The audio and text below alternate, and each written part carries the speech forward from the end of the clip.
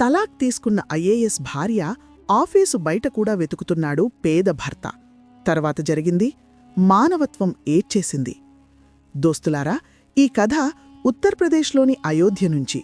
దీపక్, జ్యోతి కొత్తగా పెళ్లైన జంట. జీవితం పెద్దది కాదు, ఇద్దరూ కలిసి నడిపేంత మాత్రమే. చిన్న ఇల్లు, పరిమిత ఆదాయం, రోజువారీ అవసరాల మధ్య ఒకరికొకరు మద్దతే వాళ్ల అతిపెద్ద సంపద. దీపక్ సాధారణుడు, అంత సాధారణుడు. తనను తాను ఎప్పుడూ ప్రత్యేకంగా భావించలేదు. ఎక్కువ చదువులేదు, గొప్ప మాటలు మాట్లాడడు. కాని ఆలోచన స్పష్టం, ఉద్దేశాలు సరళం. ఇంట్లో శాంతి ఉంటే జీవితం ఆటోమేటిక్గా నడుస్తుందని నమ్మేవాడు. జ్యోతి పూర్తి భిన్నం. కళ్లలో ఎప్పుడూ ముందుకు దూసుకెళ్లాలనే ఆతృత. జనసమూహంలో నిలబడ్డానికి పుట్టలేదన్నట్టు. తనను తాను, సమాజాన్ని, బహుశా తన గతాన్ని కూడా నిరూపించుకోవాలని. రాత్రులు లోతుగా పుస్తకాల్లో మునిగి నోట్స్ రాసుకుని పాత ప్రశ్నలు పరిష్కరిస్తూ గంటల తరబడి మాట్లాడకుండా ఆలోచిస్తూ ఉండేది. దీపక్ చూస్తూ ఉండేవాడు, ఏమీ అనేవాడు కాదు. కలలకు మాటలు కాదు, మద్దతు బలమిస్తుందని నమ్మేవాడు. ఒక రాత్రి దీపక్ పనినుంచి అలసిపోయి వచ్చాడు. జ్యోతి ఇంకా పుస్తకాల మధ్య. ఒక్కసారిగా తల పైకెత్తి, నేను ఐఏఎస్ అవ్వాలి. ఆ మాటలో హిచకించడం లేదు, సందేహం లేదు, కేవలం స్పష్ట నిర్ణయం. దీపక్ ప్రశ్నలడగలేదు. ఎలా సాధ్యం, ఎంత ఖర్చు అని కాదు. స్వల్ప చిరునవ్వుతో తల ఊపాడు. జీవిత దిశ నిర్ణయమైందన్నట్టు. ఐఏఎస్ తయారీ మొదలయింది. ఖర్చులు పెరిగాయి. కోచింగ్ ఫీజు, పుస్తకాలు, ఫామ్లు, భోజనం, ప్రతీ నెలా బడ్జెట్ దెబ్బతింటోంది. దీపక్ మొదట ఉద్యోగం మార్చాడు. తర్వాత ఓవర్ టైం, రాత్రి షిఫ్ట్లు కూడా. అలసిపోయి వచ్చినా ముఖంపై అలసట చూపించేవాడు కాదు. బలహీనత చూపిస్తే జ్యోతి కలల్లో బీట జరిగిపోతుందేమో అని భయం. ప్రతి ఉదయం చాయ్ తయారుచేసి జ్యోతి చేతిలో పెట్టి, చదువు, ఆలస్యం చేయకు. కొన్నిసార్లు తాను బ్రేక్ఫాస్ట్ లేకుండా బయటకు వెళ్ళిపోయేవాడు. జ్యోతి కల ముందు, తన ఆకలి తర్వాత. ఈ త్యాగం అలవాటైపోయింది. పరిస్థితులు మరింత కఠినమైనప్పుడు దీపక్ రహస్యంగా నిర్ణయం తీసుకున్నాడు. తండ్రి ఇచ్చిన చిన్న భూమి అమ్మేశాడు. భూమి మళ్లీ దొరుకుతుంది కాని కల బద్దలైతే జీవితాంతం తనను తాను క్షమించలేనని. సమయం గడిచింది. సమాజ స్వరాలు బిగ్గరయ్యాయి. పొరుగింటివాళ్లు ఎగతాళి. భార్య ఐఏఎస్ అవుతుంది, భర్త ఇలా. దీపక్ వింటూ ఉండేవాడు. కాని ఇంటికొచ్చి ఏమీ అనేవాడు కాదు. జ్యోతి మనసులో సందేహం, భయం రాకూడదని. ప్రతి ఎగతాళిని లోపల దాచుకుని ముందుకు సాగేవాడు. చివరకు ఆ రోజొచ్చింది. రిజల్ట్. జ్యోతి పేరు లిస్ట్లో. ఐఏఎస్ అయింది. ఆ రోజు ఇంట్లో జంప్ లేదు, డోలు మోగలేదు, మిఠాయి పంచలేదు. జ్యోతి ఏడ్చింది. సంతోషంతోనో, ఊరటతోనో. దీపక్ ఆమెను కౌగిలించుకుని ఎక్కువసేపు మాట్లాడలేదు. మాటలు ఆ క్షణానికి చిన్నవన్నట్టు. ఐఏఎస్ అయిన తర్వాత అంతా వేగంగా మారిపోయింది. ట్రైనింగ్, కొత్త పోస్టింగ్, ప్రభుత్వ వ్యవహారాలు. జ్యోతి ఇప్పుడు మునుపటిలాగా లేదు. మాటలు మారాయి, నడక మారింది, చుట్టూ ప్రజలు మారారు. తన స్థాయికి తగ్గ వాతావరణం కావాలనిపించింది. కొంతకాలం తర్వాత జ్యోతి నిర్ణయం, ప్రభుత్వ ఇంటికి షిఫ్ట్ అవుతాను. దీపక్తో, ఇప్పుడు నా స్థాయికి తగ్గ మహోల్లో ఉండాలి. నా గుర్తింపు, పదవీ గౌరవం ఉండే చోట. దీపక్ వ్యతిరేకం చెయ్యలేదు. చెప్పగా తల ఊపి ఆమె వెళుతుంటే చూశాడు.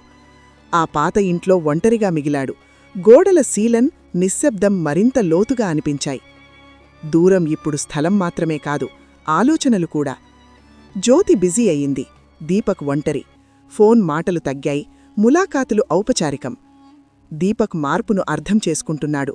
కాని ఆపాలని అనలేదు. ఎగరాలనుకున్నవారిని బంధించడం సరికాదని. ఆ నిశ్శబ్దంలో సంబంధంలో బీటలు లోతయ్యాయి. జ్యోతి ఇక మునుపటిలాగా ఇంటికి రాదు.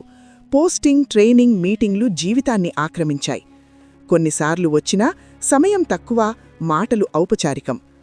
దీపక్ ప్రతి ములాఖాత్ తర్వాత ఒంటరిగా అనిపించేవాడు. నెమ్మదిగా జ్యోతికి ఆ ఇల్లు చిన్నగా అనిపించింది. ఒకప్పుడు కలలు కన్నచోట ఇప్పుడు వెనక్కి లాగినట్టు.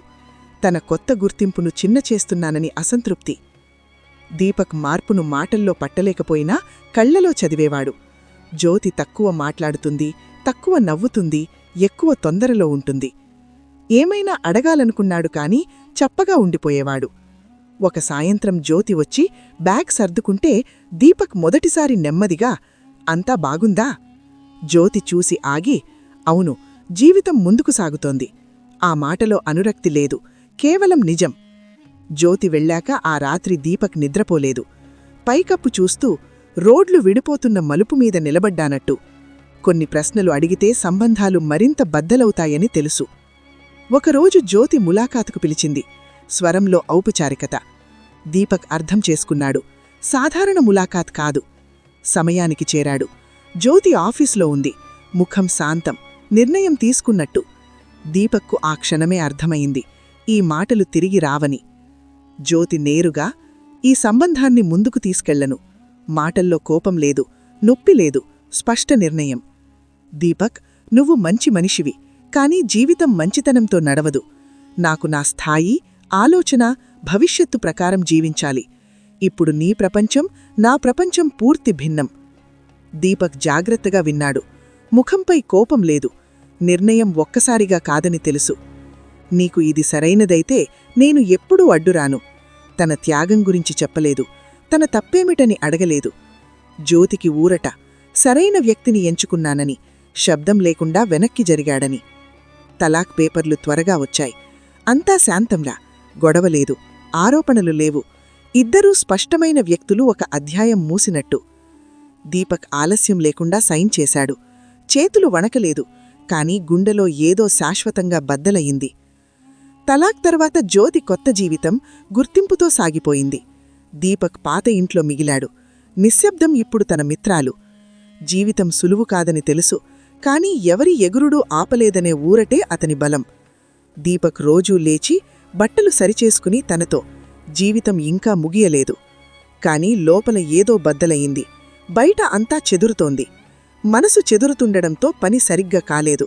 ఉద్యోగం పోయింది. బడ్జెట్ ఖర్చులకు సరిపోలేదు. ఇల్లు యజమాని మార్పు.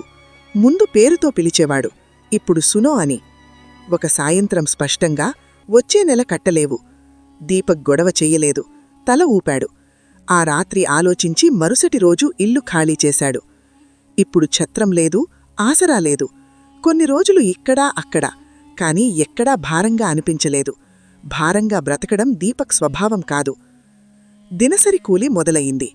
ఉదయం చౌక్లో నిలబడి, ఎవరైనా తీసుకెళ్తే బాగు, లేకపోతే రోజు ఖాళీ. కొన్నిసార్లు ఇటుకలు, ఇసుక. శరీరం సమాధానమివ్వకపోయినా పొట్ట ప్రశ్నలు అడగదు.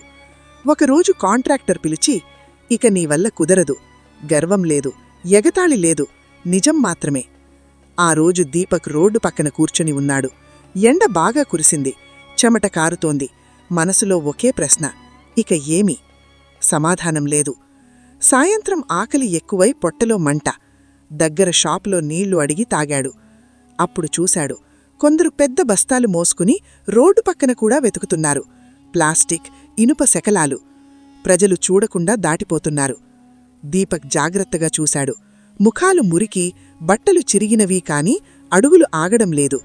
పని జరుగుతోంది, రోజు జరుగుతోంది. ఆ క్షణం దీపక్లో గొప్ప ఆలోచన రాలేదు. సమాజ గౌరవం, భవిష్యత్తు ఆలోచన లేదు. కేవలం ఈరోజు భోజనం. దగ్గర పాతబస్తా తీసుకుని మొదటిసారి రోడ్డుపై వంగాడు. అందరి ముందు. మొదటి కూడా ఎత్తుతుంటే శ్వాస వేగం పెరిగింది. గుండె గట్టిగా కొట్టింది. కాని ఎవరూ ఏమీ అనలేదు, ఆగలేదు. ఇక్కడ ఎవరికీ పట్టదని అర్థమయ్యింది. మొదటి రోజు భారీగా ఉంది. నడుము నొప్పి, చేతుల్లో మంట. చెయ్యలేననిపించింది. కాని సాయంత్రం బస్తా అమ్మి చేతికి కొంత డబ్బు వచ్చింది. కళ్ళు తడిచేశాయి. ఆ రాత్రి మొదటిసారి అప్పు లేకుండా భోజనం చేశాడు. రొట్టె డ్రై, కూర సాధారణం, కాని పొట్ట నిండింది. మరుసటి రోజు లేవడానికి బలమిచ్చింది. మరుసటి రోజు మరింత త్వరగా లేచాడు. బస్తా భుజాన వేసుకుని బయలుదేరాడు. అడుగుల్లో వేరే స్థిరత్వం. ఇక కేవలం కూడా ఎత్తడం కాదు, ప్రజలని చూస్తున్నాడు. ఎవరు ఎంత తెస్తారు, ఎక్కడ అమ్ముతారు, ఎవరు ఎక్కువ మోసపోతారు. మెహనత్ సమానమే, కాని ధర సమానం కాదని అర్థమయింది. గట్టిగా మాట్లాడేవాడు ఎక్కువ సంపాదిస్తాడు. చప్పగా ఉండేవాడు అదే మెహనత్తో సగం పొందుతాడు. దీపక్కు ఇది అన్యాయం కాదు. జీవితమంతా చూశాడు. 3 రోజులు ఏమీ అనలేదు. జాగ్రత్తగా చూస్తూ, వింటూ. 4వ రోజు మొదటిసారి ఒక వృద్ధ కూడా వెతికేవాడితో, నీ మొత్తం సామాను ఒకేసారి తీసుకుంటే అమ్ముతావా వృద్ధుడు ఆశ్చర్యంతో చూసి నవ్వాడు. ఈ అబ్బాయి కూడా ఆకలితో ఉన్నాడని. మరుసటి రోజు దీపక్ నిజంగా వృద్ధుడి సామాను కొన్నాడు. కొంచెం తక్కువ, కాని పక్కా. వృద్ధుడికి మొదటిసారి నిర్ణీత డబ్బు వచ్చింది. కళ్లలో అవిశ్వాసం. దీపక్ లోపల కొత్త బాధ్యత. నెమ్మదిగా మాట వ్యాపించింది. మొదట 2, తర్వాత 4. దీపక్ ఎవరినీ బలవంతం చేయలేదు. ఇష్టమైతే అమ్ము, లేకపోతే మీ చోట అమ్ము. ప్రజలకు ఈ విధానం అర్థమైంది. ఇప్పుడు సమస్య వేరు. అంత కూడా ఎక్కడుంచాలి? దీపక్ నగరం అంచుదా పాత గోదాం చూశాడు. సగం పైకప్ప కూలి, గోడలపై పీచు. యజమానికి ఇష్టం లేదు. నెలకు కొంచెం డబ్బిస్తే చాలు. దీపక్ బేరం లేకుండా ఒప్పుకున్నాడు. మొదటిసారి తనదైన చోటు. చిన్నది, దుర్వాసన, కాని తనది. అక్కడ కూర్చొని కూడా విడదీసి లెక్కపెట్టి పెద్ద కబాడీ వాళ్లతో మాట్లాడేవాడు. మొదట ధర అదే, కాని పరిమాణం పెరిగింది. పెద్ద కబాడీవాడు అడిగాడు, అంతమాలు ఎక్కడ్నుంచి? దీపక్ నిజం చెప్పాడు. పెద్దవాడు ధర కొంచెం పెంచాడు. అక్కడినుంచి ఆట మారిపోయింది. దీపక్ ఇక కేవలం కూడా వెటికేవాడు కాదు, కలుపుకునేవాడయ్యాడు. ప్రజలు ఉదయాన్నే అతని గోదాం దగ్గరికి వచ్చేవారు. ప్లాస్టిక్, ఇనుప శకలాలు, పాత బాటిల్స్. దీపక్ తూకం వేసి లెక్కపెట్టి సాయంత్రానికి డబ్బిచ్చేవాడు. మోసం లేదు, కట్లేదు. కూడా వెతికేవాళ్లకు మొదటిసారి నమ్మకం వచ్చింది. ఆ నమ్మకమే పని పెంచింది. గోదాం చిన్నదైపోయింది. దీపక్ మరోచోట తీసుకున్నాడు. తర్వాత 3వది. ఇక తాను కూడా వెతకడు, కాని ఉదయం అందరికంటే ముందు అక్కడికి చేరేవాడు. ఐఏఎస్ ఆఫీస్ బయట ఇక వంగి కనిపించేవాడు కాదు. దూరంగా చూసి లెక్కలు చేసి ఫోన్ లేపేవాడు. జ్యోతి కారు కొన్నిసార్లు కనిపించేది, కాని దీపక్ తల వంచేవాడు కాదు. చూస్తూ ఉండేవాడు, ఏమీ అనుభవించకుండా. ఒకరోజు జ్యోతి గమనించింది. ఆఫీసు బయట కూడా తక్కువయింది. స్వచ్ఛత మెరుగయింది. ఇదంతా ఎలా అడిగింది. ఎవరో, మేడం, ఇక్కడొక అబ్బాయి ఉన్నాడు, అందరూ అతనికే అమ్ముతారు. జ్యోతి శ్రద్ధ చూపలేదు, కేవలం అడ్మినిస్ట్రేటర్ మెరుగుదలగా. కాని దీపక్కు అది మొదటి విజయం. పదవి లేకుండా, కుర్చీ లేకుండా పని పెరిగింది. నెలలు మారాయి. గోదాములు పక్కాగా అయ్యాయి. దీపక్ మొదటిసారి పాత స్కూటర్ కొన్నాడు. చిన్న ట్రక్కు, 2 ట్రక్కులు. బట్టలు ఇంకా సాధారణం, కాని కళ్లలో శూన్యత లేదు. ప్రజల జీవితాలు నడిపిస్తున్నాడు, తనదీ కూడా. కాని గుర్తింపు రావడానికి సమయం పడుతుందని తెలుసు. తొందరలేదు. ఇలా సంవత్సరాలు గడిచాని. దీపక్ నగరం అతిపెద్ద కూడా వ్యాపారయ్యాడు. కారోబార్ కోట్లలో. నగరంలో అతని పేరు చర్చలు. ఒక సాయంత్రం కాల్, అన్నోన్ నెంబర్, ఔపచారిక స్వరం. బిజినెస్ మేనేజ్మెంట్ డిపార్ట్మెంట్ నుంచి కాలేజీ. మీరు కూడా సేకరణ, నిర్వహణ నెట్వర్క్ ఎలా నిర్మించారో అకాడమిక్ స్థాయిలో చర్చ. విద్యార్థులతో మాట్లాడమని. దీపక్ మౌనంగా ఉన్నాడు. కాలేజీ ఎప్పుడూ చూడలేదు, మంచం మీద నిలబడలేదు. కాని భయం లేదు. ఇప్పుడు దాచుకోవడానికి ఏమీ లేదు. ప్రోగ్రాంకు ఒప్పుకున్నాడు. కాని ప్రోగ్రాం ముందు రోజు మళ్ళీ కాల్. సార్, ఈ సెమినార్లో నగరం ఐఏఎస్ ఆఫీసర్ జ్యోతి మేడం ముఖ్య అతిథి. దీపక్ కొంచెం మౌనం. ప్రశ్నలు లేవు, ప్రతిచర్య లేదు. ఫోన్ పెట్టి స్వల్పంగా తల ఊపాడు. ఈ నిజం నుంచి పారిపోవద్దని. ఆ రాత్రి ఎక్కువ ఆలోచించలేదు. జీవితంలో ఏమైనా వచ్చినా వంగకుండా అంగీకరిస్తానని నిర్ణయం చేసుకున్నాడు. మరుసటి రోజు ఆడిటోరియం నిండిపోయింది. విద్యార్థులు ఉత్సాహం. దీపక్ స్టేజ్ వెనక నిలబడ్డాడు. శాంతంగా. బట్టడు సాధారణం, కాని నడకలో సంకోచం లేదు. జ్యోతి ఆడిటోరియంలోకి వచ్చినప్పుడు దీపక్ చూశాడు. అదే ఆత్మవిశ్వాసం, గరిమ. ఫరక్ ఒక్కటే, ఇప్పుడు వంగిలేడు. ప్రోగ్రాం మొదలయింది. జ్యోతి క్రమశిక్షణ, మెహనత్, వ్యవస్థ గురించి మాట్లాడింది. చప్పట్లు. దీపక్ మౌనంగా వింటున్నాడు. లోపల కోపం లేదు, దుఃఖం లేదు. సమయం ఇద్దరినీ వేరే చోట్ల పెట్టినదే స్పష్ట అవగాహన. యాంకర్ దీపక్ పేరు ప్రకటించాడు. నగరం అతిపెద్ద కూడా నెట్వర్క్ నిర్మాత.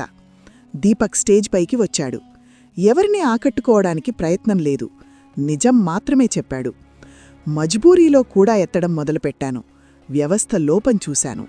నా కల ధనవంతుడు కావడం కాదు, మెహనత్ చేసేవాడికి సరైన ధర దొరకడం.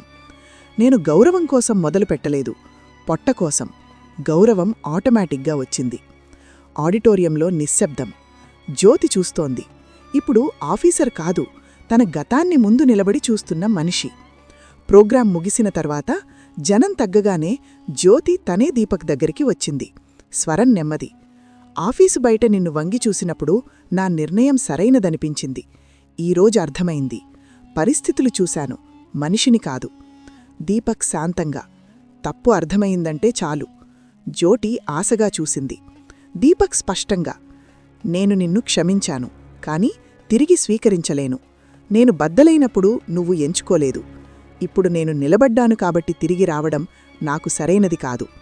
శబ్దం లేకుండా వెళ్ళిపోయాడు, ఆరోపణలు లేకుండా. జ్యోతి అక్కడే నిలబడిపోయింది. పదవి ఉంది, గౌరవం ఉంది, గుర్తింపు ఉంది, కాని లోపల శూన్యత. ఏ ఫైల్, కుర్చీ, అచీవ్మెంట్ నింపలేని శూన్యత. దోస్తులారా, ఈ కథ అతిపెద్ద పాఠం. జీవితంలో తప్పు మనిషి శిక్ష పొందడు, సరైనవాడు బహుమతి పొందడు అని ఎప్పుడూ జరగదు. సరైనవాడు చప్పగా భరిస్తూ సాగిపోతాడు. తప్పు నిర్ణయాలు తీసుకున్నవాడు ముందుకు సాగిపోతాడు. ప్రశ్న మీకు: దీపక్ నిర్ణయం సరైనదా? క్షమాపణ తర్వాత జ్యోతిని తిరిగి అంగీకరించాలా, లేక ఆత్మగౌరవం కోసం సంబంధం అక్కడితో ఆపేయడమే సరైనదా? స్వచ్ఛమైన మనసుతో కామెంట్లో అభిప్రాయం రాయండి. దీపక్ స్థానంలో మీరైతే ఏమి చేసేవారు?